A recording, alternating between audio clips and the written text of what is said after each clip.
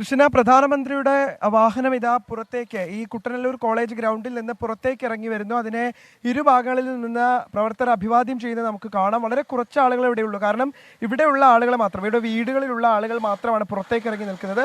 മറ്റാരെയും ഈ മേഖലയിലേക്ക് പ്രവേശിപ്പിച്ചിരുന്നില്ല. മാധ്യമങ്ങൾക്ക് തന്നെ വലിയ രീതിയിലുള്ള വിലക്കാണ് ഏർപ്പെടുത്തിയിരുന്നത്. എന്തായാലും അല്പസമയം മുൻപ് കുട്ടനല്ലൂർ കോളേജ് ഗ്രൗണ്ടിൽ ഹെലികോപ്റ്ററിൽ നിന്ന്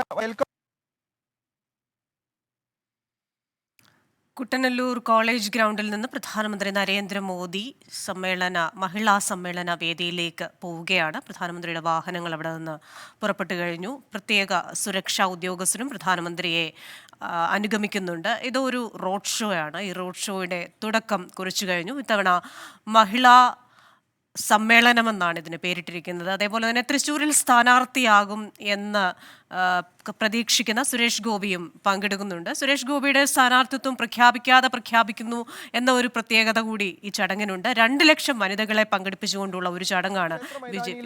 നായ്ക്കനാലിന് സമീപമുള്ള വേദിയിലേക്കും അദ്ദേഹം എത്തും. സംസ്ഥാന നേതാക്കളാണ് അദ്ദേഹത്തെ സ്വീകരിക്കാനുണ്ടാവുക. 16 പേരാണ് സമ്മേളന വേദിയിൽ ആകെ ഉണ്ടാവുക. പക്ഷേ ഇതിലെ ഏറ്റവും പ്രധാനപ്പെട്ട സാഹചര്യം എന്നുള്ളത് നേരത്തെ സൂചിപ്പിച്ചതുപോലെ തന്നെ പ്രധാനപ്പെട്ട നേതാക്കൾ കെ സുരേന്ദ്രനും സുരേഷ് ഗോപിയും മാത്രമാണ് ഉണ്ടാവുക. ഇവിടെ കൂടി നിന്ന ആളുകളൊക്കെ ഉണ്ട്. നമുക്ക് അവരുടെ ഒരു അഭിപ്രായത്തിലേക്ക് കൂടി പോവാം. അമ്മ ശരിക്കും കോയമ്പത്തൂരിൽ നിന്നാണ് വരുന്നത് അല്ലേ? അതെ അതെ അതെ. പ്രധാനമന്ത്രിയെ കാണാൻ വേണ്ടി? പ്രധാനമന്ത്രിജിയെ കാണാൻ വേണ്ടി തന്നെ വന്നാണ്.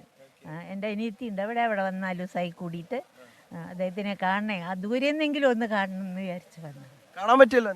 കാണാൻ പറ്റി, കണ്ടു. എന്താണ് പറയാനുള്ളത്? അവിടെ പോവായിരുന്നില്ലേ വേദിയിൽ? തിരക്കാണെങ്കിലോ എന്ന് വിചാരിച്ചു പോവാത്താണ്. എറണാകുളത്ത് നിന്ന് അദ്ദേഹത്തിനെ കാണാനായിട്ട് വന്നതാണ്. നിങ്ങളൊക്കെ ഭയങ്കര മോദി ഫാൻസാണ്.